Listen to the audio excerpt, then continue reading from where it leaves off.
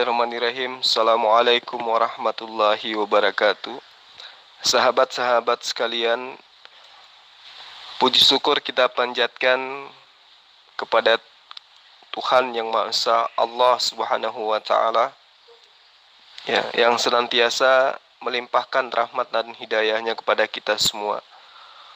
Dan juga selawat senantiasa kita ucapkan pada junjungan Rasulullah Muhammad SAW, karena selawat yang kita lantunkan itu akan kembali kepada kita. Dengan salawat insya Allah kita akan mendapatkan syafaat dari Rasulullah Muhammad SAW. Sahabat-sahabat sekalian, dimanapun sahabatku berada, semoga tetap dalam keadaan sehat walafiat. Pada kesempatan kali ini kembali saya mempersembahkan hasil diskusi saya dengan beberapa orang pendeta yang membahas tentang wajah Allah, di mana salah seorang pendeta mengakui bahwa wajah Allah itu adalah Yesus. Jadi wajah Allah itu Yesus, wajah Allah itu pernah ditampar, wajah Allah itu pernah diludahin. Itu konsep dari pendeta Triple G. Nah, akankah ajaran konsep seperti ini adalah merupakan konsep yang benar dalam kehidupan keberagamaan? Tentu tidak. Akankah konsep seperti ini adalah konsep yang diajarkan oleh para nabi, khususnya Nabi Isa atau Yesus? Tentu tidak. Karena itulah kemudian, semoga dengan mendengarkan penjelasan-penjelasan saya atau argumen-argumentasi saya, kita bisa lebih meningkatkan iman kepada Allah. Kita lebih bisa waspada lagi terhadap gerakan-gerakan pemurtadan. Kita lebih bisa menyampaikan kepada generasi-generasi kita berikutnya untuk supaya menyampaikan sisi keburukan daripada agama di luar daripada ajaran agama Islam kaitannya dengan tentang konsep ketuhanan. Sahabat-sahabat sekalian, saya sangat berharap dengan adanya konten-konten yang ada, dengan adanya perbincangan atau dialog yang senantiasa terjalin dan dipersembahkan kepada khalayak banyak, itu bisa berakibat positif dengan melahirkan apologet atau kristologi yang jauh lebih handal daripada kami yang sedang berjuang di lapangan, mematahkan seluruh argumen-argumen debater-debater saudara-saudara kita yang mengaku domba tapi sesungguhnya mereka itu adalah serigala. Saya berharap dengan adanya channel Zulkifli M. Abbas dan juga channel-channel yang lain, sehingga bisa melahirkan sahabat-sahabat muslim dan muslimah yang bisa tampil sebagai debaters untuk memperjuangkan, mengajarkan eksistensi daripada ajaran yang kemudian diajarkan oleh Rasul Muhammad SAW nyata, tidak hanya sekedar mendengarkan, tetapi mengaplikasikan, menyampaikan kebenaran itu dengan cara-cara kita sendiri, tentu dengan muatan kebenaran dan cara-cara yang benar pula. Sahabat-sahabat sekalian, terakhir saya mengucapkan banyak terima kasih atas segala atensi dan perhatiannya selama ini, dan juga mohon maaf ketika ada kata-kata atau ada argumen saya yang tidak sejalan dan tidak sepaham dengan sahabat semua. Itu pada intinya adalah kembali kepada saya yang masih kurang ilmu. Akhir kalam dari saya, wabillahi taufiq wal hidayah. Summassalam. Assalamualaikum warahmatullahi wabarakatuh. Salam satu Tuhan. Kalau kamu benar-benar mengerti hari kebangkitan itu, lalu rupa dan susuk tubuh Allah itu bagaimana? Kalau kamu benar-benar mengerti hari kebangkitan itu pada hari kiamat, bagaimana rupa Allah itu pada hari kiamat? Sila jawab ya. Rupa Allah itu tidak bisa digambarkan dengan apapun, karena belum pernah ada orang yang pernah melihatnya, termasuk Yesus. Sekarang itu saya sudah jawab. Nah, giliranmu menjawab, rupa Allah menurut Yesus itu seperti apa? Jawab. Nah, ini yang gua cari-cari, Ustadz Zulkifli yang ganteng, yang semboy, yang selalu suaranya kedengaran dan yang merdu suaranya, ya. Oke, syukur alhamdulillah karena gua bertemu dengan Bapak Zulkifli yang ganteng. Oke. Jadi Bapak Zulkifli mengatakan hingga bisa dibayangkan bagaimana rupa Allah itu. Jadi bermakna masih misteri ya rupa Allah itu. Lalu kamu mengajukan pertanyaan dengan cara bagaimana kelihatan tentang cara pengadilan orang-orang Kristen. Ya, kalau bagi kami kelihatan Yesus benar-benar tubuh yang adalah tubuh jiwa roh Yesus itu hadir dari sorga datang ke dunia yang benar-benar semua makhluk akan melihat, semua yang bermata akan melihat Yesus diiringi para malaikat yang bermiliar-miliar hingga terhitung banyaknya. Ya, kami semua akan melihat. Ya, dan orang kafir pun melihat. Orang Islam pun melihat, orang Hindu pun melihat. Siapapun asal manusia, asal makhluk akan melihat Yesus dengan sempurna, susuk tubuhnya yang sempurna akan turun ke bumi mengadili orang yang hidup dan yang mati. Jadi kelihatan Yesus itu adalah susuk tubuh insani yang ilahi, yang sempurna. Lalu orang-orang Islam bagaimana? Karena Bapak Jul mengatakan nggak dapat dibayangkan. Loh, bagaimana nggak dapat dibayangkan kalau Tuhan itu menjelma jadi manusia? Karena Yesus bangkit itu dengan jasadnya sekali. Dan Yesus turun pun akan turun dengan jasadnya sekali. Itu di dalam Kisah Para Rasul. Ya, jadi dengan cara bagaimana Islam melihat Allah itu pada hari kiamat. Untuk mengadili orang-orang Islam. Bagaimana Bapak Jul? Yang saudara jabarkan itu adalah ajaran pagan, ajaran animisme, ajaran politeisme, ajaran Hellenisme Stoa, penyembahan terhadap dewa yang datang dalam rupa manusia. Itu bukan ajaran para nabi. Nah, kaitannya dengan wajah Allah, saya yakin Anda tidak akan pernah bisa paham kalau saya mengkaji melalui Al-Quran. Maka cukuplah saya mengajarkan Anda melalui kitab Perjanjian Lama, di mana kitab itu masih ada kebenaran di dalamnya, mesti hanya terjemahan dari kitabnya Bani Israel. 2 Tawarik 7 ayat 14. Di situ Allah mengatakan, umatku yang atas namaku disebut merendahkan diri, berdoa dan mencari wajahku, lalu berbalik dari jalan-jalannya yang jahat, maka aku akan mendengar dari surga dan mengampuni dosa mereka serta memulihkan negeri mereka. Ya, di situ Allah sudah menjelaskan tentang wajah. Nah, di dalam bahasa Ibrani, wajah di dalam kitab Tanakh itu kemudian diterjemahkan dengan kehadiran. Nah, berarti wajah daripada Sang Pencipta alam semesta itu tidak berarti dia adalah sosok yang nuzul lalu kemudian bisa diraba dan seterusnya. Tetapi wajah daripada Sang Pencipta alam semesta itu hadir dalam arti kata kebesarannya, kemuliaannya, keberadaannya. Hadir berarti ada. Berarti muatan daripada Sang Pencipta alam semesta mengatakan wajahnya di sini adalah keberadaannya.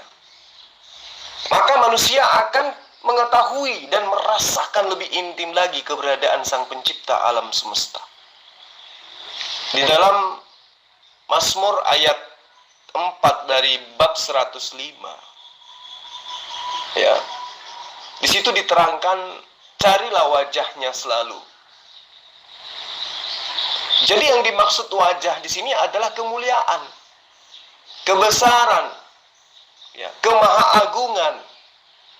Jadi bukan wajah dalam arti kata seperti wajah Anda, seperti wajah saudara, berupa wajah manusia, bukan.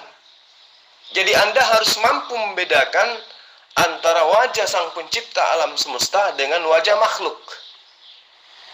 Di dalam Mazmur juga dikatakan, ya Allah, Engkaulah Allahku, aku mencari Engkau, jiwaku haus kepadamu, tubuhku rindu kepadamu, seperti tanah yang kering dan tandus, tiada berair, demikianlah aku memandang kepadamu di tempat yang kudus, sambil melihat kekuatanmu dan kemuliaanmu, sebab kasih setiamu lebih baik daripada hidup, bibirku akan memegahkan engkau.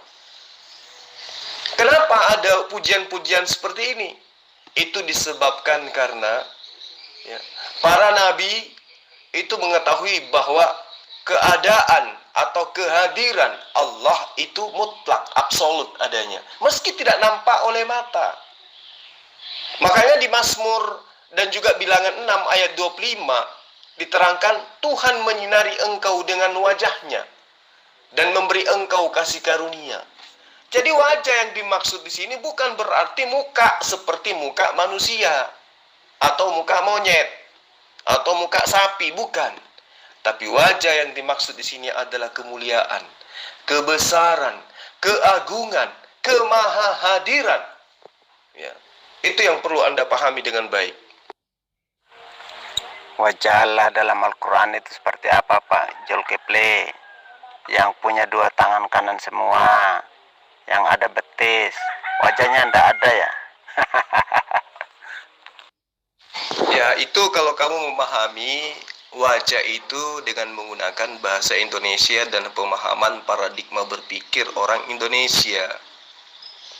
Ya, di dalam Al-Quran sangat jelas dikatakan, fa'aina ma tuwallu fathamma wajhullah. Kemana saja kamu menghadap, maka di sanalah wajah Allah. Coba, apakah kamu kemudian ingin mengartikan bahwa wajah itu adalah layaknya muka Anda? Tentu tidak. Kenapa? Karena Al-Quran itu sudah menerangkan laisa kamitslihi syai'un. Tidak ada yang sama seperti atau tidak ada yang merupai dengan Allah. Jadi bagaimana mungkin kemudian Anda mengartikan wajah itu ya seperti makhluk? Ya. Di dalam pemahaman Al-Quran yang adalah merupakan firman Allah,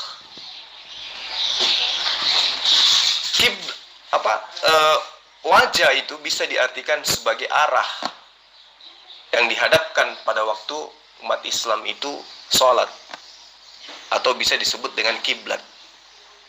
Ya, di dalam pemahaman kaidah Islam itu diidafah wajah kepada Allah adalah seperti idafah bait kepada Allah atau baitullah. Ya, itu yang perlu Anda pahami. Kemudian di dalam surah Al-An'am ayat 79, inni wajjahtu wajhiya lilladzi fataras samawati wal ard hanifan. Sungguhnya aku hadapkan niatku dengan mengikuti agama yang benar kepada Tuhan yang telah menciptakan langit dan bumi. Artinya, wajah di sini itu diartikan dengan niat, ya, dan juga bisa diartikan dengan kasot. Nah, ini yang kamu tidak paham. Lalu kemudian wajah juga bisa diartikan keridaan Allah. Innama nut'imukum liwajhillah. Sama-sama menggunakan wajah, tetapi arti daripada wajah di sini bukan seperti apa yang Anda pahami. Arti wajah di sini itu justru adalah bermakna keridaan, kemuliaan. Nah, wajah juga bisa berarti karunia Allah. Kullu syai' halikun illa wajha. Setiap sesuatu binasa kecuali karunia Allah. Jadi sangatlah terburu-buru jika Anda memahami konsep Islam dengan konsep ajaran pagan bahwa Tuhan kalian itu adalah makhluk. Di dalam pemahaman ajaran agama Islam, Tuhan itu bukan makhluk didukung oleh dalil-dalil Al-Quran. Jadi jangan Anda berkata, Tuhan itu punya tangan, dua-duanya kanan, Tuhan itu punya betis, dan lain-lain. Itu adalah pemahaman-pemahaman pendekatan yang digunakan oleh Allah untuk supaya akal manusia itu bisa memahami. Nah, kalau Anda mengatakan, oh tidak, Allah itu punya wajah. Wajah itu apa dulu? Itu yang perlu Anda pahami. Maka karena itulah kemudian Al-Quran itu diperuntukkan oleh orang-orang yang menggunakan akal. Bukan diperuntukkan kepada umat terjemahan yang berdasarkan imani saja. Itu Anda harus pahami dulu lebih jauh. Loh, Bapak Zulkifli menafsirkan wajah Allah itu kebesaran. Loh, bagaimana menafsirkan wajah Allah itu kebesaran? Bukankah nama Allah itu kebesaran? Wajah itu adalah susuk tubuh manusia yang di dalam Yohanes pasal 1 ayat 14 yang berbunyi, firman itu telah menjadi manusia. Itu fakta loh, itu tertulis. Makanya Al-Quran nggak pernah menyatakan bahwa Allah itu pernah jadi manusia. Makanya kamu tersesat dalam hal itu. Jadi kalau Yesus itu hingga jadi manusia, apa akan terjadi dengan dosa-dosa umat manusia? Itu jelas tertulis bahwa Yesus itu jadi manusia yang pada hakikatnya Allah, yang merendahkan diri menjadi manusia, dia yang bersama manusia, yaitu yang disebut Immanuel, Allah beserta kita, Allah beserta manusia. Itu jelas. Jadi jangan lagi mengatakan Allah itu yang serupa dengan monyet ke, apa ke yang Jul sentuh tadi, itu enggak berkaitan langsung. Ya, itu jelas. Allah telah menjadi manusia. Firman itu telah menjadi manusia. Roh Kudus itu telah menjadi manusia. Jadi itu tertulis bahwa Allah itu telah merendahkan diri, bukan bermakna Allah itu rendah, enggak. Makanya Allah itu kelihatan, dan pada waktu hari kiamat Allah itu kelihatan dengan rupa Yesus yang telah menyatakan dirinya, kemuliaannya. Ya, bukan Allah itu menjadi manusia bermakna Allah itu disetarakan manusia, enggak. Tetapi tidak ada ayat di dalam Alkitab yang mengatakan Allah enggak bisa jadi manusia. Ya, tidak ada ayat mengatakan seperti itu, Allah enggak bisa jadi manusia. Makanya Allah telah menjadi manusia. Ya, itu di dalam Yohanes pasal 1 ayat 14, firman telah menjadi manusia dan diam di antara kita. Ya, maka Allah itu adalah Yesus lah yang menyatakan rupa Allah itu. Dan pada hari kiamat semua melihat akan rupa Allah itu di dalam kapasitas Yesus Kristus yang telah menjadi manusia. Karena Yesus itu adalah Allah yang telah menjadi manusia. Allah itu diam di dalam Yesus. Yesus diam di dalam Allah. Jadi jangan lagi enggak percaya bahwa Yesus itu enggak pernah jadi manusia atau Allah itu enggak pernah jadi manusia. Tapi Allah itu diam bersama kita dengan kapasitas roh sekarang. Begitu. Jadi Allah itu manusia dan Allah, Allah dan manusia. Begitu Bapak Jul. Di dalam Al-Quran, kata wajah itu adalah bahasa Arab yang bisa diartikan karunia, bisa diartikan keridaan. Ya tergantung konteks ayat. Seperti saya mengatakan, kullu syai' halikun illa wajha.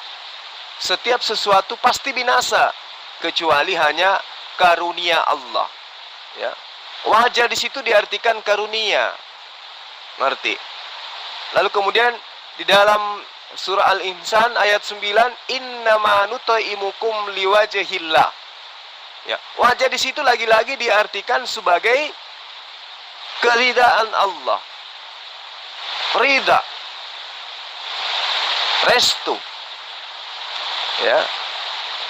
Jadi Anda terlalu terburu-buru kalau Anda mendudukkan Yesus yang adalah Tuhan dengan mencoba mengais-ngais perkataan yang ada di dalam terjemahan atau ada di dalam ayat atau hadits yang menerangkan tentang wajah Allah. Karena umat Islam tidak memahami seperti pahamnya Anda yang adalah umat terjemahan. Sekarang Anda minta kepada saya, tunjukkan dalilnya. Mana di dalam Alkitab, maksudnya kitab terjemahan milik orang Kristen, Bible dan Gospel, yang mengatakan Allah tidak bisa menjadi manusia. Nah saya tanya balik, coba Anda tunjukkan di mana dalilnya di kitabnya Bani Israel yang mengatakan Allah atau Hasem atau Yothe Fathe akan menjelma menjadi manusia. Ada tidak dalilnya? Atau kalau Anda susah untuk menemukan ayat itu, Cari aja pernyataan Yesus yang mengatakan dirinya itu adalah sang pencipta alam semesta, yang orang Yahudi sebut dengan Yotehetafe. Ada tidak? Kalau tidak ada, maka benar yang saya katakan bahwa Kristen itu adalah ajaran pagan yang membungkus diri menjadi seakan-akan adalah ajaran Yudaism. Padahal murni ajaran animisme, penyembahan terhadap dewa yang datang dalam rupa manusia. Tidak ada Yesus mengajarkan dirinya itu adalah Allah. Ya, tidak ada itu. Yang Yesus ajarkan menyembah kepada Allah dan dia adalah utusan Allah. Jadi berhenti mengajarkan sesuatu yang tidak diajarkan oleh Yesus. Ajaran yang Anda sampaikan itu adalah ajaran pagan. Tuhan datang dalam rupa manusia. Itu bukan Tuhan, itu hantu. Ya, Anda harus belajar lagi, Pendeta Ji. Yesus atau Allah itu yang telah menjadi manusia, tidak ada kaitan sedikit pun animisme ataupun ajaran pagan. Itu karyanya Allah, karyanya Yahweh, karyanya Yesus, karyanya Roh Kudus. Jadi terserah ke Anda bagaimana tanggapan Anda terhadap Yesus, terhadap Roh Kudus, terhadap Allah atau Yahweh. Yang penting Allah itu telah menjadi manusia. Itu tertulis, itu fakta Alkitabiah. Begitu Bapak Jul. Tetapi Allah SWT kamu itu ternyata masih sampai hari ini misteri. Karena enggak pernah kelihatan, sebab enggak pernah berinkarnasi. Tetapi kamu imani. Jadi bagaimana kamu mempercayai Allah itu? Karena tidak ada terbukti pun dilihat oleh mata iman ataupun mata kepala. Ya, kamu hanya mengklaim melihat mata iman. Loh, bagaimana mata iman yang kamu bisa mengenal Allah yang sebenar? Ya, kalau kamu melihat tentang kebesaran Tuhan, itu nyata. Bukan aja mata iman yang melihat, mata hati yang melihat, bukan aja itu, tetapi mata kepala kita itu akan melihat Yesus, akan turun dari surga pada hari kiamat. Itu tertulis di dalam Wahyu dan di dalam Injil orang-orang Kristen. Jadi jangan lagi mengatakan bahwa Allah itu nggak pernah kelihatan karena terlalu gaib. Di dalam kegaiban Allah lah yang menyebabkan ia telah menjadi manusia dan diam di antara kita. Maka lihat kasih Tuhan itu begitu besar karena ia telah menjadi manusia. Lalu mati menghapus dosa manusia. Itulah salah satu cara-caranya Tuhan. Karyanya Tuhan Yesus untuk menyelamatkan manusia, menjangkau manusia supaya manusia dikembalikan ke Firdaus yang telah rusak daripada dosa dan Adam zaman dahulu. Ya Bapak Jul? Anda itu telah tertipu. Ya, Anda itu telah tertipu. Ajaran hukum Taurat yang menjadi sumber manifestasi dari ajaran para nabi itu telah menyeleweng jauh dengan konsep yang Anda sampaikan barusan. Ya, ini yang memang jarang diketahui oleh orang-orang Kristen.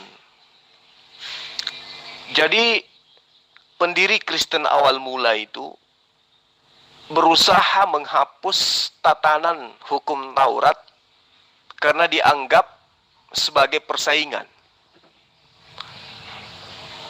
Ini Anda harus paham. Hukum Taurat yang saya maksud di sini adalah salah satunya adalah menyembah hanya kepada satu Tuhan. Itu yang mau dihapuskan oleh pendiri Kristen. Karena dianggap itu adalah persaingan antara ajaran pagan dan ajaran tauhid. Nah, siapa yang saya maksud di sini?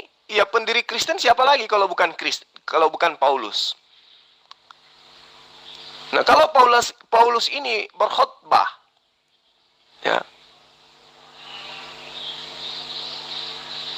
mengajarkan penyembahan berhala murni, ajaran Romawi Yunani, maka apa yang akan terjadi? Ajarannya tidak akan mendapat sambutan dari kalangan para penyembah berhala kala itu. Karena mereka sendiri sudah tidak terlalu tertarik kepada ajaran mereka. Ya, paham tidak sampai di situ? Orang-orang yang menyembah berhala pada masa itu sudah tidak terlalu tertarik kepada ajaran penyembahan berhala. Dewa datang dalam rupa manusia. Maka Paulus menciptakan agama baru. Mencampur adukan antara ajaran Yudaism, ajaran Yahudi, dengan ajaran penyembahan terhadap berhala. Makanya kamu dengan gagah-gagahan tanpa sadar yang kamu ajarkan, yang kamu sampaikan ini ada ajaran penyembahan terhadap berhala. Jadi Paulus sadar, dibandingkan dengan agama Yahudi yang ada pada saat itu, ajaran penyembahan berhala dianggap lebih rendah. Apalagi karena mereka tidak memiliki kitab suci, sebagaimana pengikut agama Yahudi yang menganggap bahwa kitab Taurat adalah satu-satunya kitab suci yang diwahyukan oleh Sang Pencipta alam semesta kepada Rasulnya di bumi, yaitu Nabi Musa. Sementara kondisi pendiri Kristen Paulus, ya, untuk mengkhotbahkan reformasi Yahudi sebagaimana yang diajarkan murid-murid Yesus, itu dia tidak diterima. Jadi Paulus ini mengkhotbahkan reformasi Yahudi sebagaimana yang diajarkan oleh murid-murid Yesus, dia tidak diterima. Karena pahamnya dianggap tercemar oleh ajaran penyembah berhala. Ngerti tidak? Ajaran Paulus tidak diterima oleh orang-orang Yahudi karena ajarannya dianggap sebagai ajaran yang tercemar dan bercampur aduk dengan ajaran penyembahan berhala. Inilah kemudian yang mendorong Paulus menciptakan agama baru, yaitu agama Kristen. Untuk apa? Untuk merebut para penyembah berhala di kerajaan Romawi dan Yunani dan dengan menghapus hukum Taurat. Yang selama itu maksud saya menjadi penghambat orang-orang Romawi untuk menganut agama Yahudi. Kenapa orang-orang Romawi, kenapa orang-orang Yunani yang ada di sekelilingnya orang Yahudi tidak mau menerima ajaran Yahudi? Karena ajaran Yahudi mewajibkan bersunat. Agama Yahudi mewajibkan jangan makan babi. Sementara penganut-penganut pagan Romawi Yunani adalah orang-orang yang gemar makan babi dan mereka tidak mau sunat, tidak kenal apa itu sunat.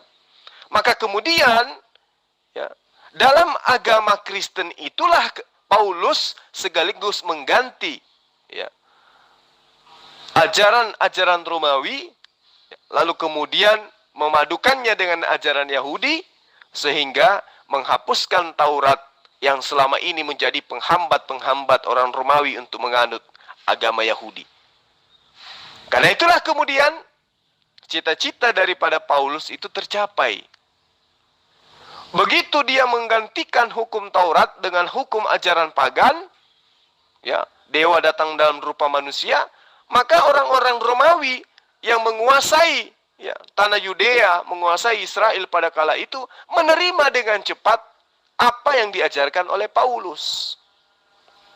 Jadi alasan Paulus untuk menghapus hukum Taurat, dia percaya bahwa keselamatan tidak akan tercapai dengan mentaati hukum Taurat.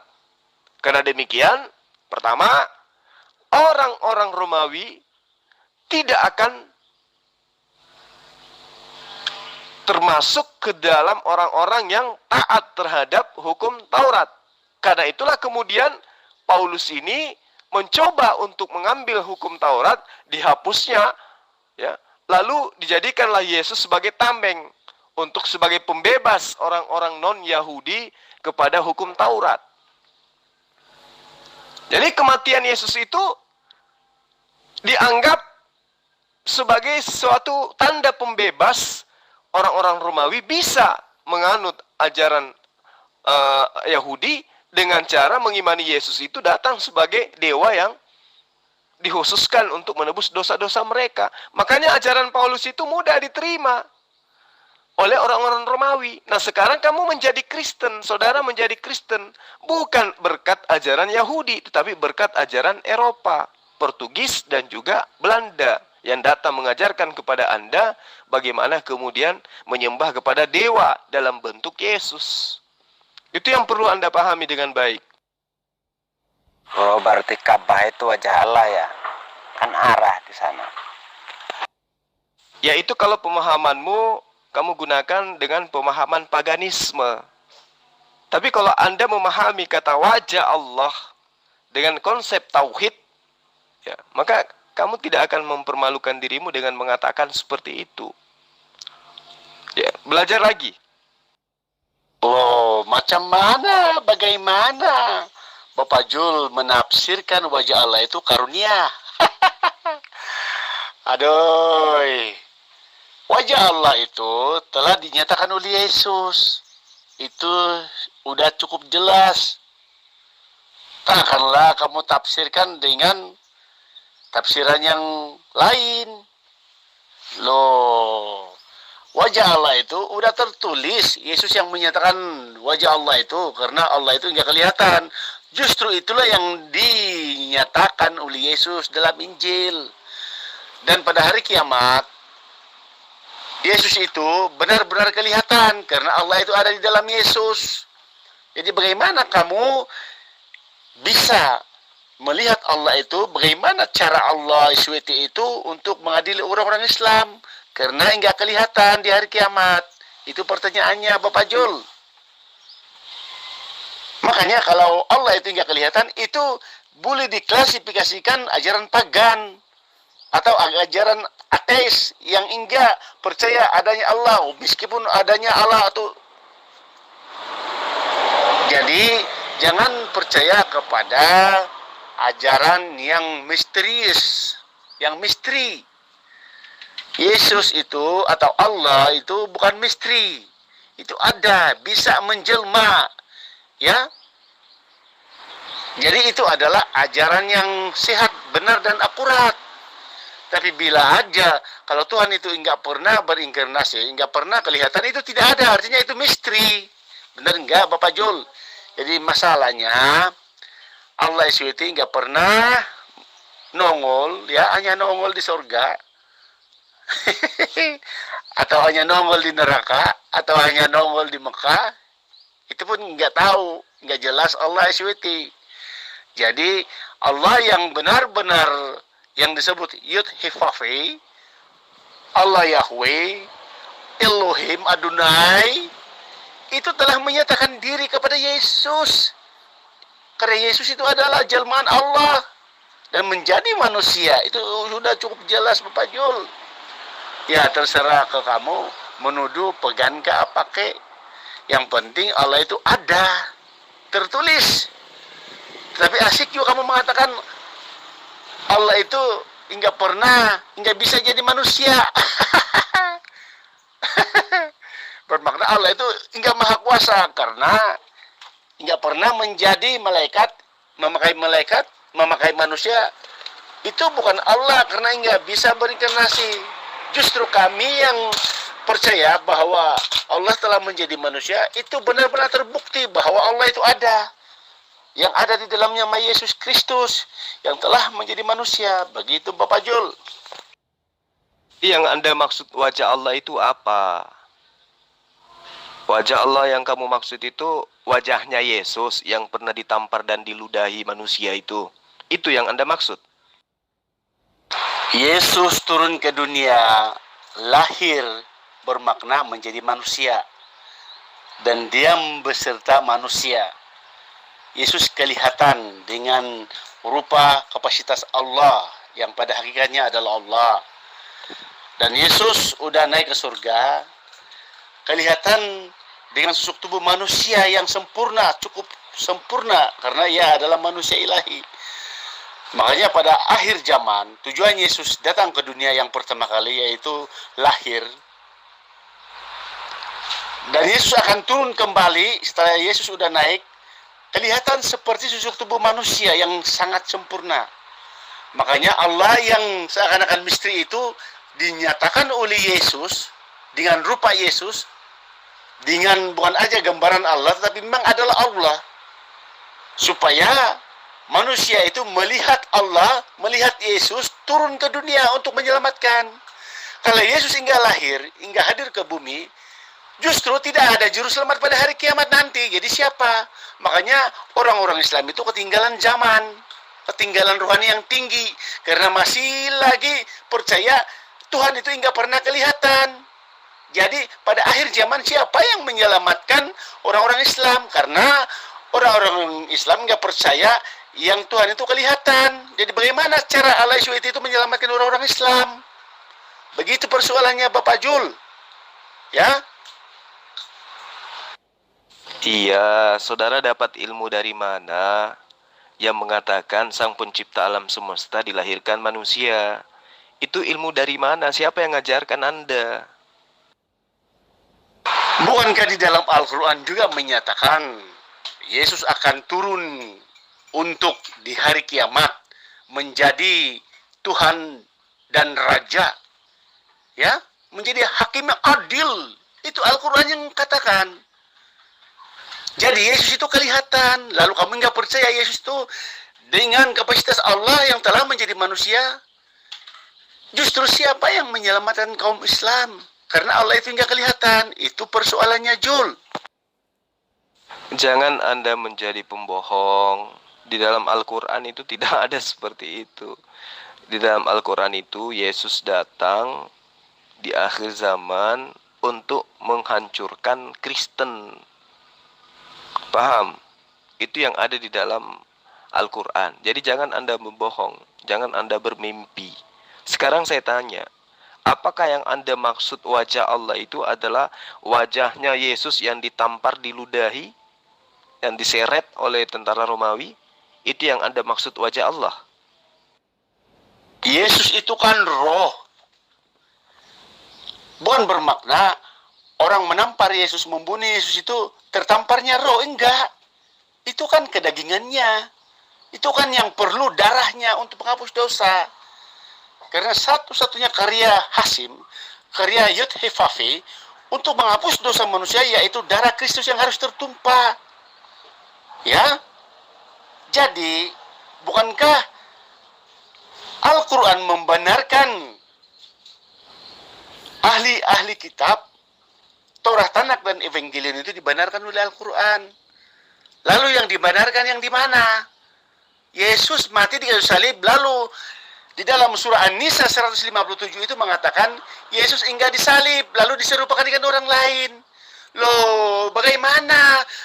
Al-Quran membenarkan Yesus, baru kamu katakan Yesus itu enggak disalib. Kamu membenarkan tetapi menjolimi dan menyangkal akan kematian Yesus. Jadi bagaimana orang Islam bisa selamat? Begitu Bapak Jol. Siapa pula yang mengajarkan Anda Yesus itu adalah roh? Bukankah lisan saudara tadi mengatakan dia adalah manusia? Dia ada sosok yang dilahirkan. Bukankah Anda memahami Yesus itu adalah makhluk yang biologis, bisa tidur, bisa kelaparan, bisa ketakutan? Kenapa lagi Anda mengatakan Yesus itu adalah roh? Jadi Anda sekarang kelimpungan kan? Ketika Anda tidak bisa mempertanggungjawabkan tuduhan-tuduhan Anda terhadap Yesus. Yesus itu hamba Allah, mengajarkan Bani Israel menyembah kepada Allah. Yang Anda sampaikan tentang Yesus itu adalah ajaran Barat yang menginginkan Tuhan datang dalam rupa manusia untuk kemudian melanggengkan ajaran paganisme. Yang Anda sampaikan ini ajaran Paulus. Paulus beberapa kali berusaha merayu pemimpin gerakan Yesus yang mengajarkan tentang tauhid, la ilaha illallah. Ya.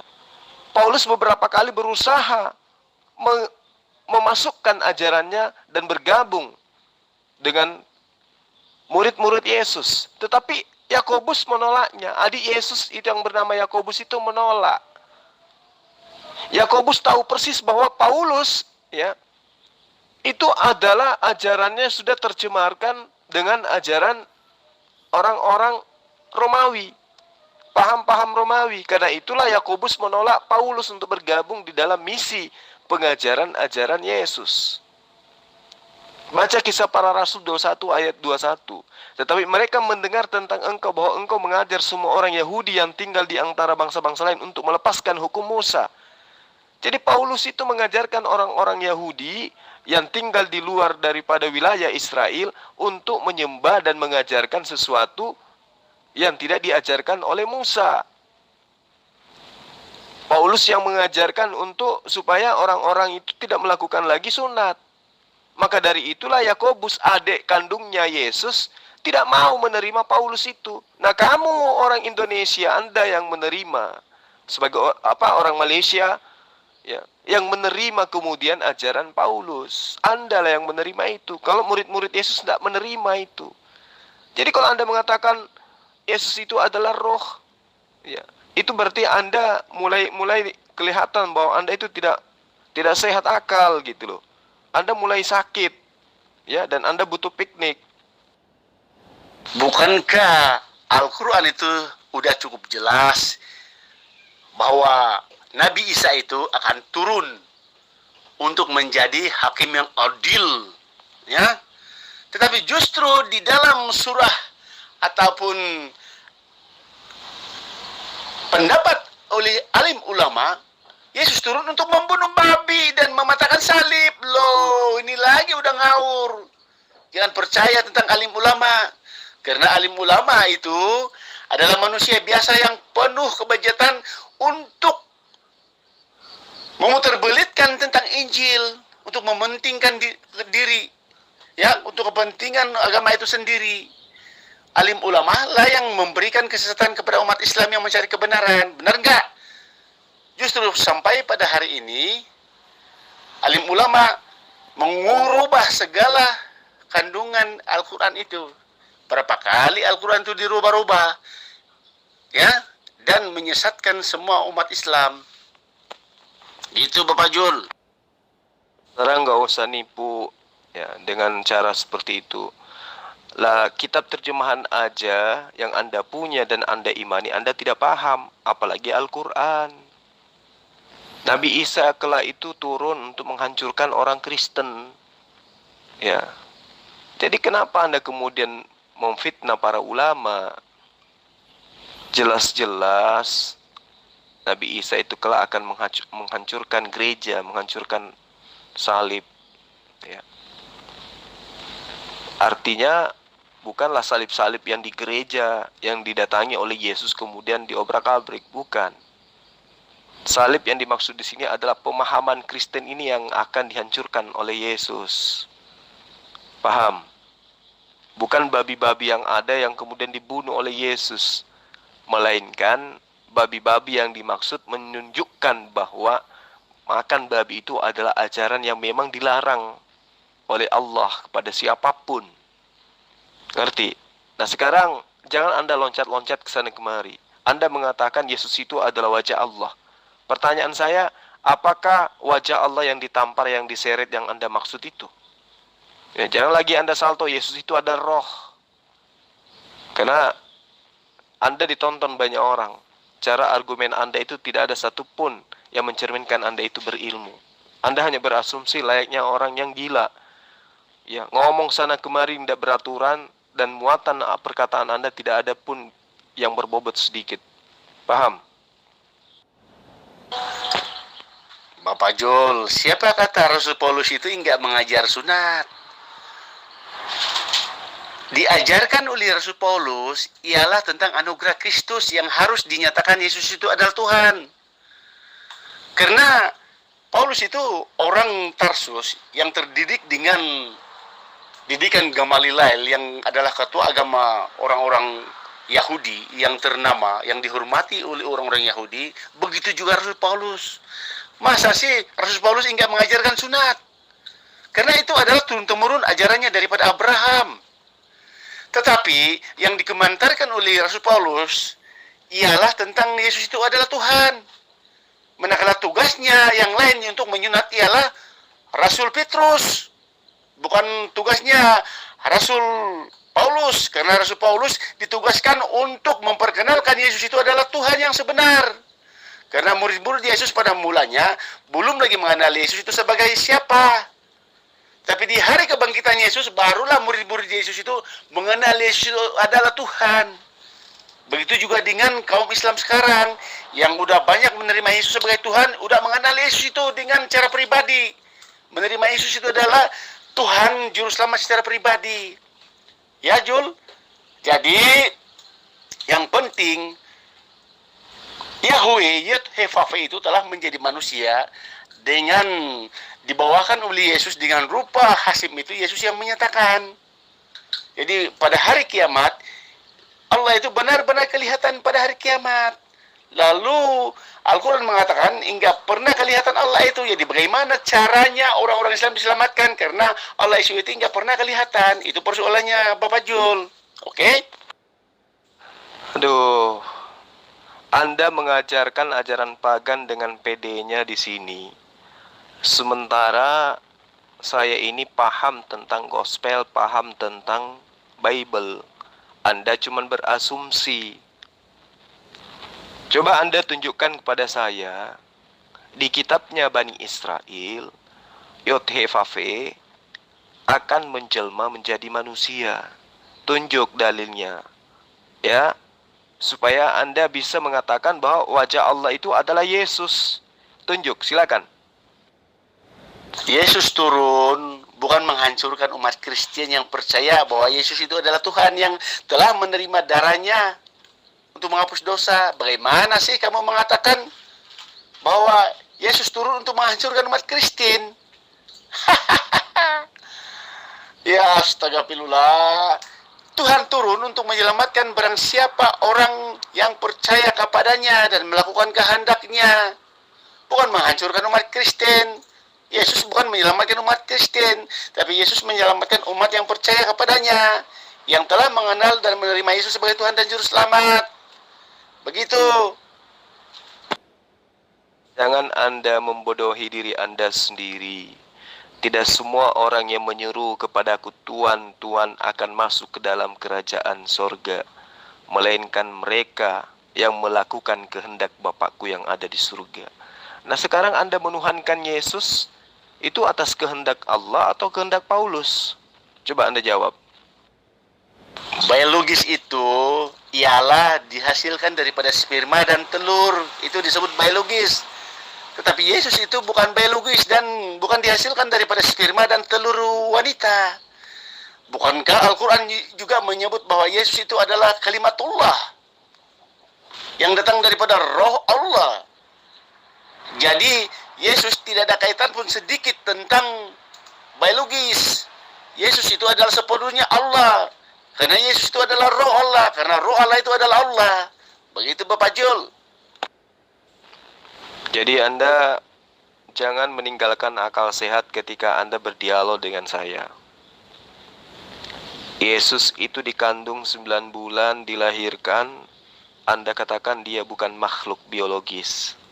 Anda sakit jiwa berarti. Ya. Yesus makan, Anda katakan Yesus bukan makhluk biologis. Tadi Anda mengatakan Yesus itu adalah roh. Jadi Anda betul-betul gila menurut saya. Sebaiknya Anda ke rumah sakit jiwa memeriksakan otak Anda. Kalau mengenai Al-Quran menyebut roh Allah, berasal daripada roh Allah, artinya Yesus, artinya Maria itu hamil karena berkat daripada Allah meniupkan roh masuk ke dalam rahimnya. Yesus itu disebut sebagai kalimatullah. Artinya Maria hamil berdasarkan atas kehendak Allah. Jadi jangan bawa-bawa Al-Quran. Anda tidak akan pernah sampai ke sana. Memahami gospel aja Anda sudah mulai gila. Apalagi ingin mengkaji Al-Quran. Pemahaman yang Anda kemudian jabarkan tentang pemahaman Anda terhadap terjemahan Al-Quran itu adalah pemahaman Anda yang mengerti tentang kitab gospel aja kagak, apalagi Al-Quran. Jadi berhenti bawa-bawa Al-Quran. Kami lebih dulu menyembah Yesus kalau kalimatullah itu artinya Yesus itu adalah Allah. Kalau ruhullah itu artinya bahwa Allah itu adalah roh. Ngerti ya? Nah, saya sarankan Anda lebih baik Anda berobat dulu pendeta Triple G. Anda sakit jiwa. Ya, Anda sudah mulai tidak normal. Jauh dari kewarasan Anda ini. Yesus Anda katakan roh. Yesus Anda katakan bukan biologis. Yesus Anda katakan dia adalah wajah Allah. Ya, penyakit gila apa lagi yang lebih parah daripada yang Anda alami sekarang? Nggak ada. Anda ya stadium akhir. Paham nggak? Gimana mau paham? Anda kan sakit. Oke Bapak Jul. gua hadirkan ya ajaran PL dan PB yang Yesus itu menjadi manusia, atau Yud Hefaf itu telah menjadi manusia. Ya, sebentar. Silakan Anda tunjukkan. Ya, pasti Anda akan babak belur lagi nanti. Lihat aja. Itu artinya Islam tidak mengenali wajah Allahnya, ya. Makanya di situ Islam itu hanya meminta terus petunjuk jalan yang lurus, sedangkan Allahnya dia tidak kenal. Ya, kamu nggak ada tahu apa-apa. Kamu membantu aja pendeta Triple G yang menerangkan tentang wajah Allah. Yang dia katakan wajah Allah itu adalah Yesus. Apakah wajah Allah itu yang ditampar, yang diludahi menurut Anda? Silakan. Iya, setuju. Nabi Isa itu menghancurkan gereja dan salib. Kan Isa itu antikris, ya, yang lahir di bawah pohon kurma, anak Miriam, saudara Harun, kakak Nabi Musa. Udah, ilmumu masih jauh. Mending kamu nyimak atau kamu bantu menunjukkan wajah Allah yang pendeta Triple G katakan wajah Allah itu ditampar, diseret dan diludahi. Itu aja dulu fokus. Ilmu kamu nggak ada sampai ke sana. Membahas tentang Islam kamu nggak ada ilmu. Bapak Jul, dalilnya gua hadirkan bahwa Allah itu menjadi manusia, ya, yang disebut Immanuel. Immanuel beserta kita artinya.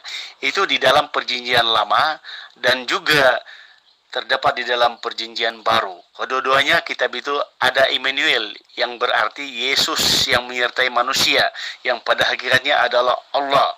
Jadi itu tertulis. Jadi rupa Allah itu telah dinyatakan oleh Yesus di dalam Injil Yohanes pasal 1 ayat 14 yang berbunyi firman itu telah menjadi manusia. Jadi itu tertulis, kamu enggak percaya.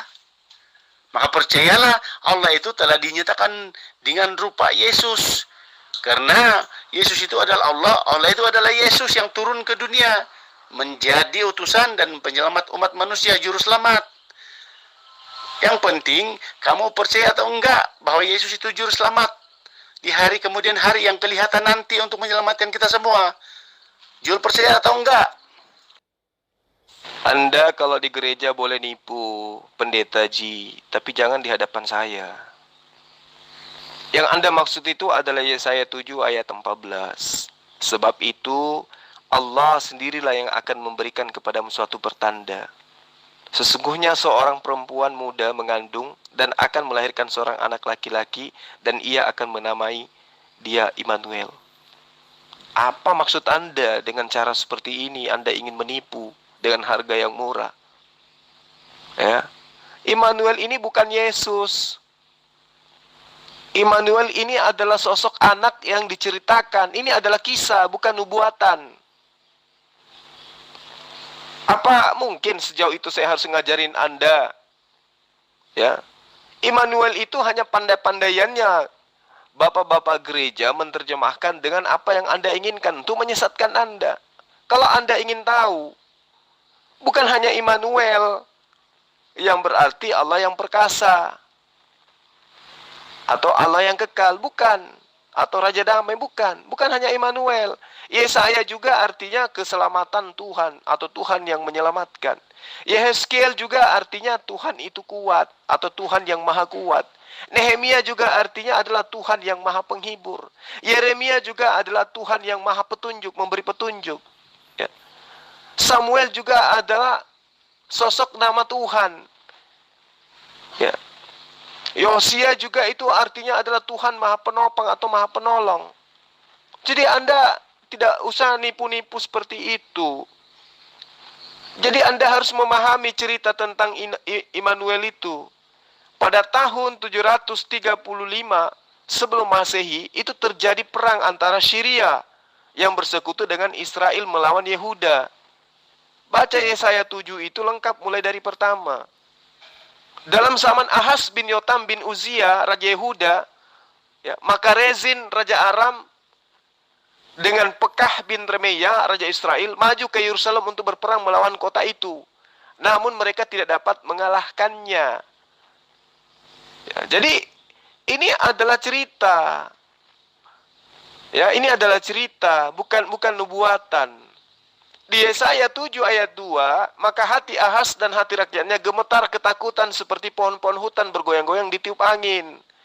Jadi Raja Ahaz ini pun mempunyai inisiatif untuk meminta bantuan kepada Asyur untuk menggagalkan serangan Syria dan Israel kepada Yehuda. Kemudian Allah memerintahkan Yesaya untuk menjumpai Ahaz guna memberi saran agar Ahaz tetap tenang dan tidak takut. Makanya di dalam ayat 4-nya dikatakan, katakanlah kepada Ahaz, teguhkanlah hatimu dan tinggallah tenang, janganlah takut. Dan jangan meminta bantuan kepada Asyur. Alasannya, pertama, meminta bantuan kepada Asyur tidak akan menjadikan pemerintah Ahaz lebih baik di kemudian hari. Kedua, karena Allah akan menjaga pemerintahan Ahaz dan menggagalkan pemberontakan Syria dan Israel untuk menghancurkan pemerintahan Ahaz. Baca di ayat 7. Maka beginilah firman Tuhan Allah, tidak akan sampai hal itu dan tidak akan terjadi. Ya, makanya dikatakan Allah sendirilah yang akan memberikan pertanda dengan memberikan Ahaz sosok raja yang bisa menyelamatkan kerajaan Ahaz dari pemberontakan Yehuda dan juga Israel. Makanya kamu belajar. Belajar itu penting, saudara pendeta Triple G. Meskipun Anda berlabelkan pendeta, tapi Anda masih butuh belajar. Ini adalah kisah tentang Raja Ahaz. Tidak ada kaitannya dengan Yesus sama sekali. Anda hanya membodoh-bodohi orang, itu namanya. Anda boleh menipu di luar sana, tapi jangan di hadapan saya. Ya. Immanuel itu adalah jelas-jelas sosok yang dijanjikan untuk Raja Ahaz, bukan untuk Yesus. Ya. Hanya saja nama Immanuel itu dicocok-cocokkan, tetapi tidak ada berkesesuaian dengan nama Yesus dalam kitab gospel. Ya. Itu yang perlu Anda pahami. Anda harus banyak belajar. Kemudian Anda lagi mengatakan bukti bahwa Tuhan akan menjelma menjadi manusia.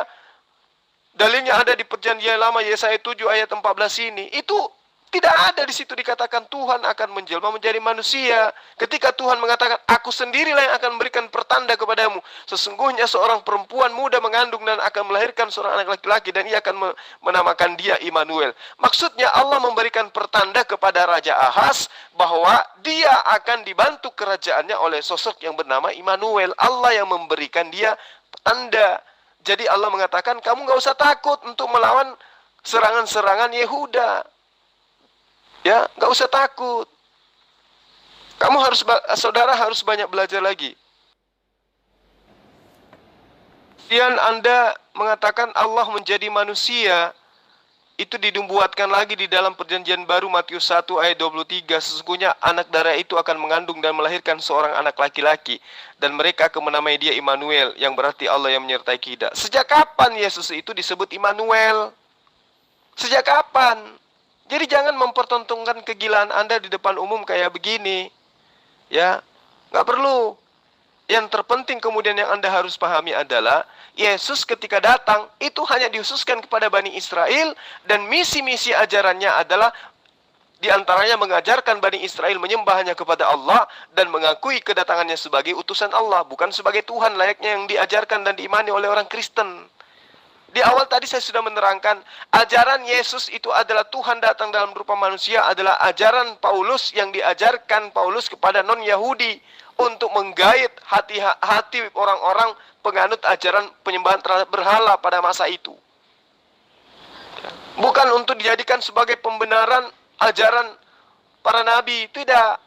Jadi ajaran Tuhan datang dalam rupa manusia itu ajaran Paulus yang dijajakan kepada penyembah-penyembah berhala. Makanya ajaran Paulus itu laris manis dari Eropa. Ajaran Paulus itu tidak diajarkan di Yerusalem, tapi diajarkan di non-Israel. Karena non-Israel lebih mudah terperdaya daripada non-Israel yang memahami kitab mereka dengan valid, dengan seksama, bahwa Tuhan itu tidak mungkin menjelma menjadi manusia. Itu yang perlu saudara pahami dengan baik, ya. Jadi jangan lagi pernah mengatakan bahwa Paulus mengajarkan bahwa Yesus mengajarkan Tuhan akan datang dalam rupa manusia. Jangan. Kalau di gereja mungkin iya bisa, tapi di depan saya jangan sama sekali. Karena saya lebih paham ajaran daripada ajaran yang tertuang di dalam kitab Anda daripada ajaran yang Anda ajarkan. Paham ya? Di Quranmu saja perintahkan, patuhilah seruan Tuhanmu sebelum datang dari Allah atas perintah dari Allah. Quran As-Surah 42 ayat 47. Itu menjelaskan,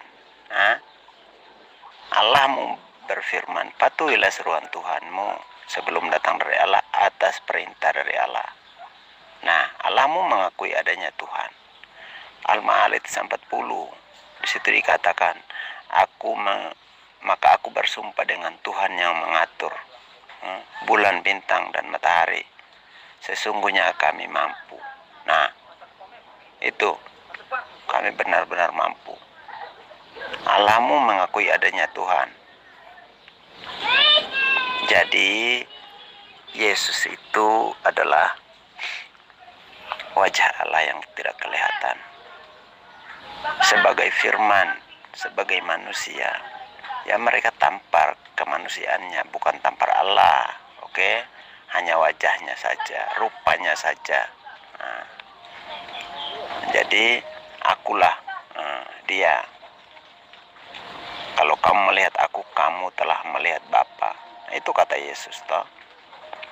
Makanya di situ dikatakan, jikalau kamu percaya bahwa akulah dia, kamu akan mati dalam dosamu. Jikalau kamu tidak percaya bahwa Yesus itu adalah Bapa itu sendiri. Bismillahirrahmanirrahim. Istajibu li rabbikum min qabli an ya'tiya yawmun la maradda lahum min Allah ma lakum min malja'i yawma idhin wa ma lakum min nakir. Penuhilah seruan Tuhan kalian, wahai orang-orang kafir, dengan beriman dan mentaatinya sebelum hari kiamat tiba yang tidak mungkin ditolak. Saat itu kalian tidak memiliki tempat berlindung yang bisa menyelamatkan kalian dari sisi Allah. Tidak ada tempat yang menghalangi kalian yang bisa kalian jadikan sebagai persembunyian. Jadi ayat ini mengandung dalil ya dicelanya orang-orang yang memiliki Tuhan-Tuhan lain selain daripada Allah. Paham ya? Jadi kamu sebagai umat terjemahan harus memahami dengan baik ya. Ketika Anda mengatakan bahwa ayat ini membuktikan bahwa Allah itu banyak, Tuhan itu banyak, itulah kesalahan fatal Anda. Saya kasih analogi sederhana. Saya menasihati anak saya. Lalu saya mengatakan, Anda kalau mau menjadi orang yang diridai oleh Allah, maka Anda harus taat kepada orang tua Anda. Anda harus taat kepada bapak Anda. Anda harus taat kepada orang yang telah melahirkan Anda. Apakah kemudian bapak daripada anak saya itu banyak? Tentu cuma saya kan? Tetapi saya mengatakan, wahai anakku, kalian harus taat kepada orang tua kalian. Nah, apakah kemudian orang tua daripada anak saya itu ada selain daripada saya? Dan ibunya? Nggak ada kan?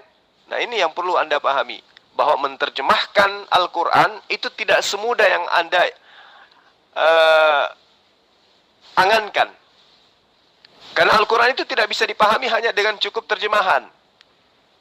Terjemahan itu hanya pelengkap pemahaman terhadap ilmu kalamullah. Ya, sangat disayangkan kalau Anda sebagai umat terjemahan, kitab Anda saja Anda tidak pahami, kemudian Anda mencoba untuk mengajarkan kita tentang ayat-ayat Al-Quran melalui terjemahan. Anda ditertawakan oleh umat Islam sedunia. Paham? Subhanallah, Masya Allah, Bang Jul, abangku, indah sekali bacaan ayat Al-Qurannya. Waalaikumsalam warahmatullahi wabarakatuh. Maaf akhina Bani Ishak, tadi di atas saya belum sempat menjawab salamnya dikarenakan karena terlalu banyak VN dari dua serigala-serigala ini. Jadi saya baru jawab di sini. Ya alhamdulillah, yang namanya kalamullah sebisa mungkin kita membacanya dengan baik. Namun saya mengaku bahwa bacaan saya tadi itu masih ada yang keliru. Saya tidak seharusnya memberikan mat pada huruf jim di dalam kata malakum mimmalja. Di situ sebenarnya harus mimmaljain, apa, mimmalja'i yauma izin. Jadi tidak boleh huruf ja itu dipanjangkan sampai dua ketukan, apalagi lebih. Jadi yang benar itu malakum mimmalja'i yauma izin wa malakum min nakir. Sementara tadi kekeliruan saya adalah malakum mimmalja. Itu salah sebenarnya di situ. Enggak boleh, ja itu enggak boleh panjang karena di situ tidak ada mat. Jadi langsung mimmalja'i yauma izin wa malakum min nakir. Ya, jadi mudah-mudahan teman-teman yang lain itu bisa memaafkan saya karena bacaan saya yang keliru tadi. Begitu akhina. Assalamualaikum Bang, itu si Pak Lamsen itu apa tuh lagi marah-marah itu? Dia minta ajarin Al-Quran, dia bilang. Ajarin Bang dia Bang, biar dia tahu yang mana benar, yang mana enggak. Waalaikumsalam warahmatullahi wabarakatuh. Kalau Tuan Lamsen itu saya sudah capek ngajarin. Tapi ya layaknya kita ngajarin membaca seekor kambing. Manalah bisa, ya kan? Tapi nggak apa-apa. Yang namanya hidayah mana tahu kambing itu bisa berbicara, ya kan? Kita doakan saja. Iya Bang, ya namanya juga lagi diskusi, terusnya Bang membaca Al-Quran, ya wajar agak nggak fokus gitu, agak salah sedikit ya, saya wajar Bang. Iya, nanti saya mau belajar Al-Quran ya Bang ya. Ya saya kan lagi tahap belajar ini juga lagi menghafal tentang sholat ya. Buat sholat nih saya masih ada sedikit lagi yang nggak hafal. Bang, saya minta ini ya sama Abang, tolong sadarin ayah saya tuh Pak Lamsen tuh. Soalnya saya udah agak pusing juga nih, maksudnya biar Pak Lamsen itu ya menemukan jalan yang benar gitu, kembali pada Islam gitu ya Bang. Masya Allah, insya Allah ya, saya tidak pernah lelah untuk menyadarkan teman-teman yang mau berdiskusi di grup-grup atau di Zoom atau di mana saja yang kaitannya dengan kebenaran. Karena itu adalah salah satu amanah yang dibebankan kepada setiap muslim dan muslimah untuk menyampaikan kebenaran. Ya, hanya saja rasa jenuh itu kadang ada ketika yang diarahkan ini tidak menggunakan akal sehat. Ya, seperti Tuan Lamsen ini udah lama. Saya senantiasa mengajarkan beliau itu udah bertahun-tahun untuk mengenal kebenaran itu seperti apa. Tapi mau kayak mana, akal nggak difungsikan. Ya, akal nggak difungsikan. Jadi kadang saya candai beliau, apakah Anda sudah bersunat? Tapi dia pura-pura nggak jawab. Nah, apakah Anda mengakui Abraham itu orang yang melakukan perzinahan? Iya, dia akui. Apakah Anda mengakui bahwa Ismail itu anak zina? Dia akui. Jadi dia kena kutuk. Di dalam Kejadian 12 ayat 3, terkutuklah orang yang mengutuk Abraham. Aku akan mengutuk siapapun yang mengutuk Abraham. Jadi bagaimana mungkin kebenaran Al-Quran bisa sampai kepada orang yang dikutuk oleh Allah? Terkecuali kalau dia sudah bertaubat dari hujatan-hujatannya terhadap Abraham, terhadap Nabi Isa, barulah mungkin hidayah itu akan menyentuh seperti yang Anda alami. Masya Allah, alhamdulillah. Iya, wih, teker setengah kue, tau malah saulu mana? Si giling-gilingan nih akalan na kita. Si giling-gilingan nih, tau masalah mana? Masalah ya seyawa. Ya, cocok deng. Masolang, ya. Engkau tu nak setang kira masolang ulunna. Ya ni ya sengi bocor halus ye. Nah sabah engkau den terima kira wajah Allah itu adalah Yesus. Berarti Yesus yang ditampar, yang diludahi itulah wajah Allah. Napa nih makanya sih Yesus itu adalah roh. Jadi ya bocor, malasa maneng, malase. Yang menjadi doa kita kemudian adalah jangan sampai kita juga ikut-ikut malasa. Baga-baga nasa tahu baga-baga. Sudahlah, jangan adan ya. Tidak usah adan. Di dalam Al-Qur'anmu itu melarang ya. Janganlah kamu mengajarkan syair. Tidaklah kami mengajarkan syair kepada Muhammad karena tidak pantas baginya. Jangan adan ya. Kita di sini sedang bahas Quran 42 ayat 47. Di situ baca langsung ya. Sudah jelas terjemahannya berkata bahwa patuhilah seruan Tuhanmu sebelum datang dari Allah atas perintah dari Allah. Sudah jelas itu ya. Jadi pertanyaannya, Tuhanmu siapa yang harus dipatuhi yang datang dari Allah atas perintah dari Allah? Itu bukan azan, itu bukan syair, itu adalah nyanyian baru bagi Allah yang sudah dibuatkan. Itu ada kalimatullah yang berasal dari kitab termaterai. Kamu belajar lagi ya. Iya Pak Ustadz, saya mau tanya, Tuhan yang diutus yang datang dari Allah itu siapa yang harus dipatuhi? Itu pertanyaannya, jangan panjang lebar, oke? Di situ dikatakan patuhilah seruan Tuhanmu sebelum datang dari Allah atas perintah dari Allah. Tidak seorang pun dapat berlindung dari dosa-dosanya. Itu tutup poin. Jangan Anda ceramah di masjid aja ceramahnya, oke? Ya, di ayat ini kan saya sudah sampaikan tadi. Ya. Ini adalah celaan kepada orang-orang kafir. Istajibu lirabbikum min qabli ayyatiya yaumul la maraddalah minallah. Penuhilah seruan sembahan-sembahan kalian wahai Kristen. Ya. Ya, ketika sebelum suatu hari yang tidak dapat ditolak kedatangannya, yaitu hari kiamat. Ya, di mana saat orang-orang kafir tidak akan menerima perlindungan dari manapun. Maka Allah menantang, patuhilah seruan sembahanmu maksudnya. Bukan berarti Tuhan yang diutus oleh Tuhan, kan. Makanya jangan kelamaan jadi umat terjemahan. Ayat ini menerangkan patuhilah seruan Tuhan-Tuhanmu, sembahanmu maksudnya. Jika memang seruanmu itu adalah Sang Pencipta alam semesta, patuhilah seruannya. Makanya Yesus akan mengusir orang-orang yang menyembahnya nanti. Karena Yesus tidak pernah mengajarkan itu. Kalian mempermalukan Yesus di hadapan Tuhannya. Yesus punya Tuhan, sementara kalian menyembah Yesus yang bertuhan itu. Aku menyembah apa yang kau kenal, kalian Kristen menyembah apa yang tidak kalian kenal. Makanya diterangkan Lukas 6 ayat 46, percuma mereka hormat kepada aku sementara perintah manusia yang mereka lakukan. Matius 15 ayat 9 juga menerangkan hal yang sama. Ya, jadi Anda itu harusnya sadar. Anda dipermalukan nantinya. Belum lagi di dalam Yesaya 44 ayat 10. Siapakah mereka yang membentuk Allah dalam rupa, lalu kemudian mereka menuangkannya ke dalam patung. Di ayat 11-nya mereka semua akan kubuat malu. Ya, kalian akan dibuat malu nantinya. Nanti kalian akan disuruh panggil Tuhanmu yang bernama Yesus itu. Yesus sendiri, ya, Maha suci Engkau ya Allah, aku tidak pernah mengajarkan hal-hal yang seperti itu kepada orang yang ada di muka bumi waktu itu. Enggak pernah saya mengajarkan diri saya itu adalah Tuhan. Sesungguhnya Engkau lah Tuhan satu-satunya Allah yang benar. Itu yang saya ajarkan. Andai saudara paham, maka Anda akan malu membahas ini.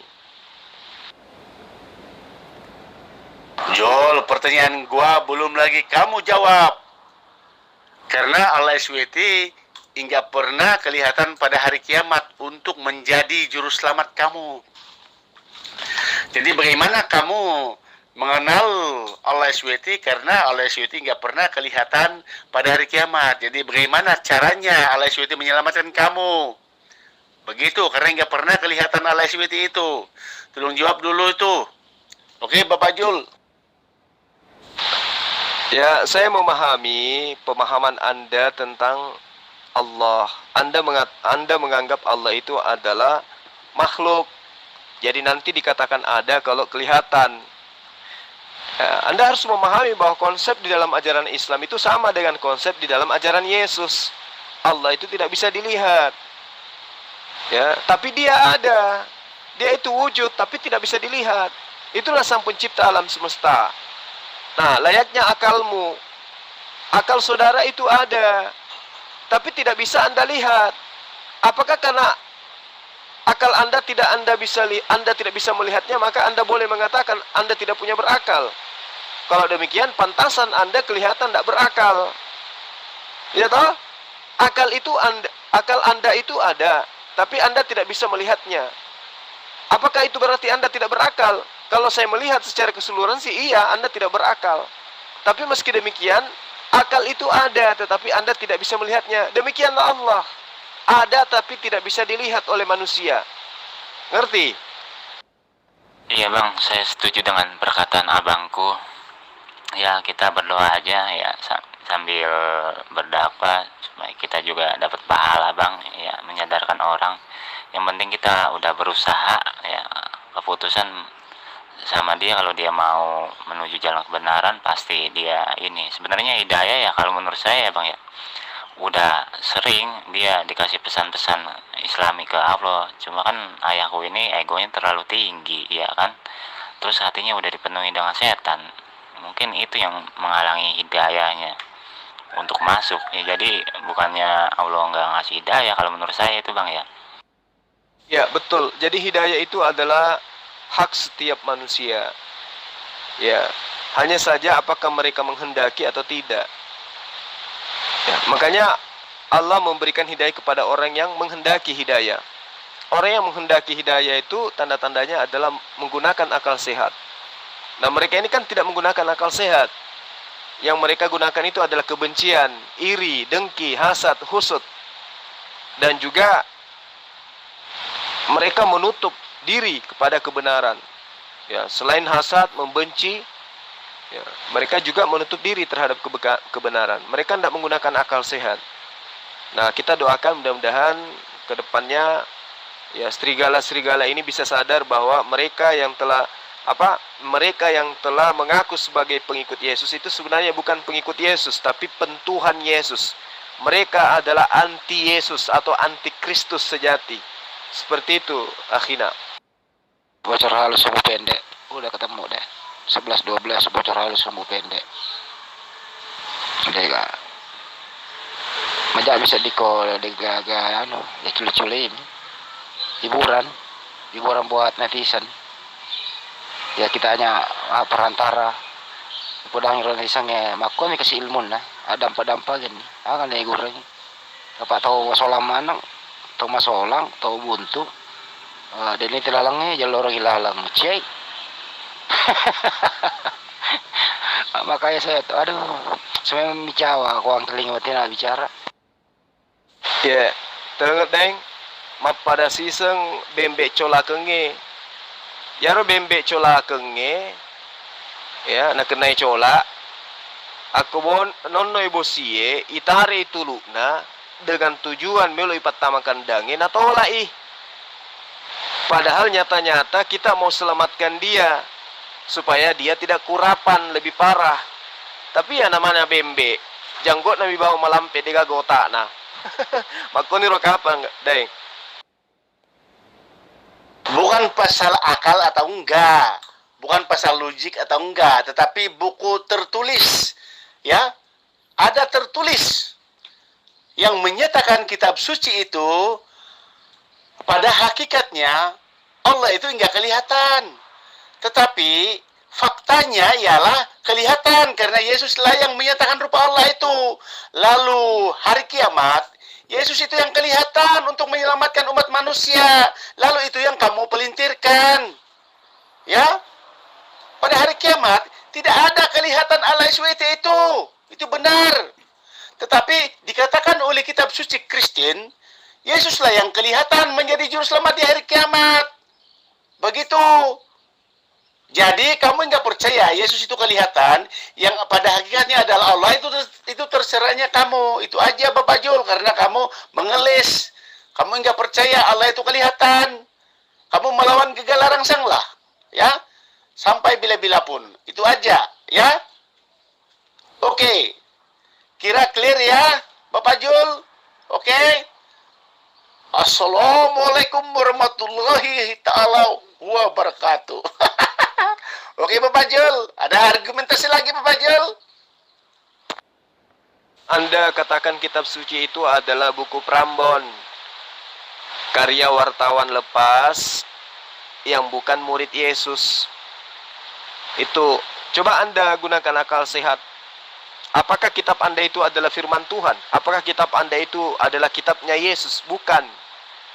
Itu aja dulu Anda selesaikan. Kapan Lukas bertemu Yesus? Kapan Paulus bertemu Yesus?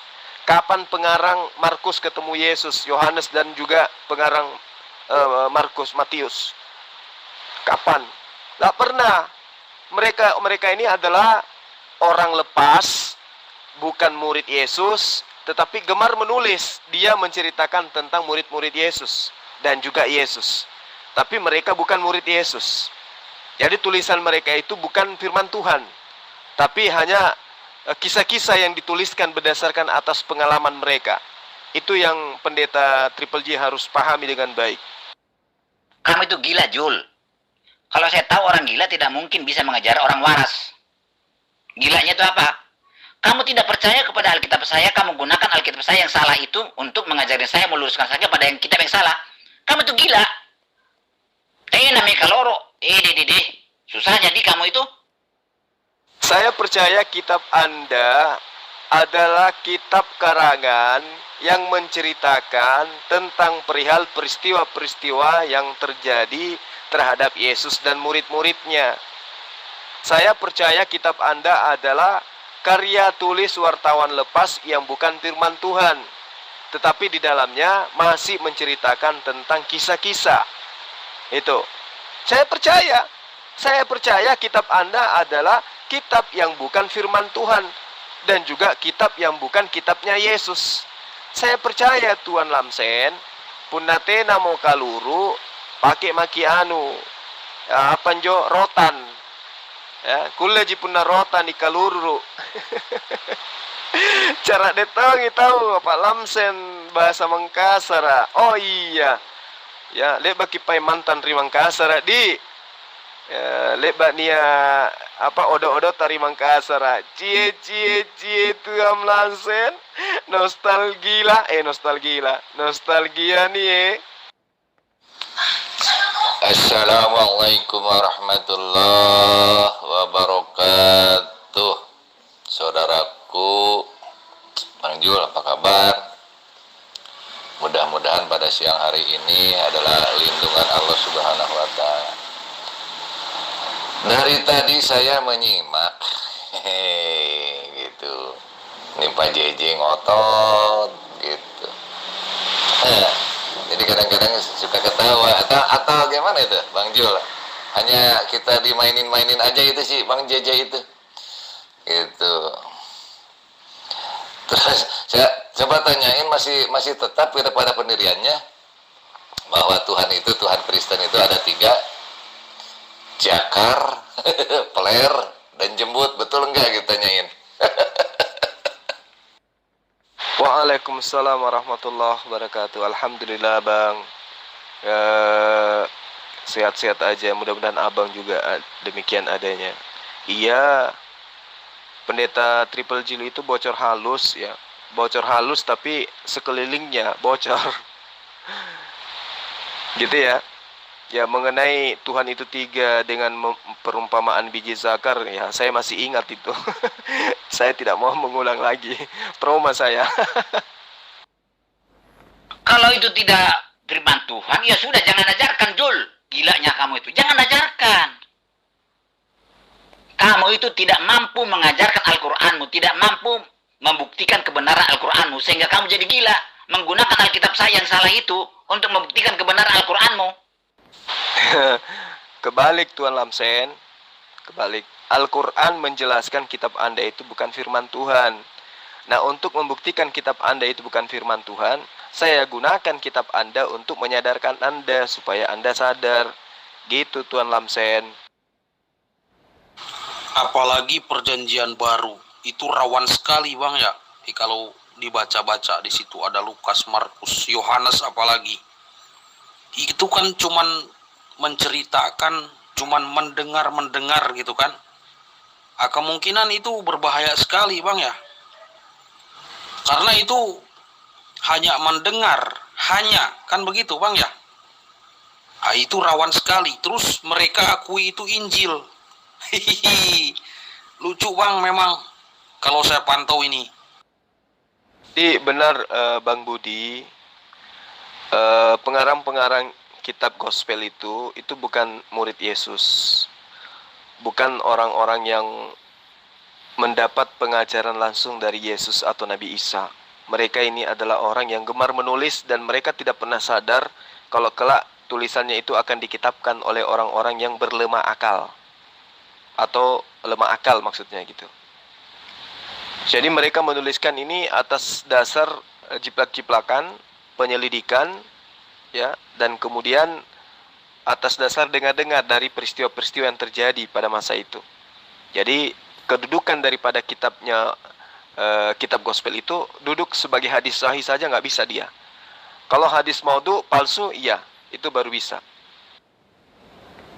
Iya, kamu pakai akal tanpa bukti. Kamu yakin itu firman Tuhan, firman Allah, kamu bilang. Melalui akalmu. Saya itu mempercayai kitab itu, ada beritanya, apa yang diberitakannya, terbukti benar ada. Coba, caramu dengan saya beda. Kamu gunakan akal, kalau saya tidak. Saya mendengar ajarannya, pernyataannya, buktinya ada nggak? Terbukti nggak apa yang dikatakan dia? Itu namanya benar. Baru saya yakin percaya kepada dia. Al-Quran itu. Tidak ada yang bisa dibuktikan apa yang dinyatakan oleh Al-Quran itu. Kita harus buktikan. Benarkah dia firman Allah atau bukan? Coba. Sekarang saya tanya kamu. Kamu yakin itu firman Allah? Apa buktinya itu firman Allah? Intinya Anda tidak menggunakan akal. Itu aja Tuan Lamsen. Terakhir PR dari saya, Lukas 24 ayat 44 sampai ayat 46. Di situ Lukas pengarang bebas ini mengatakan bahwa Yesus berkata, ada tertulis tentang nubuatan Mesias, bahwa Mesias akan dibangkitkan pada hari ketiga di dalam kitab Taurat, di dalam kitab Mazmur, di dalam kitab para nabi-nabi.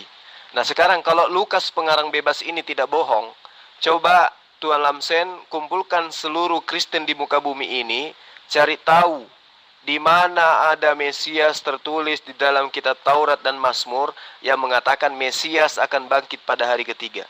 Seluruh orang Kristen sedunia saya tantang untuk menunjukkan itu. Kalau tidak ada berarti betul kitab Anda itu adalah dongeng, penipu, pendusta. Camkan ini dan mohon supaya pernyataan ini disampaikan kepada seluruh umat Kristen di muka bumi ini.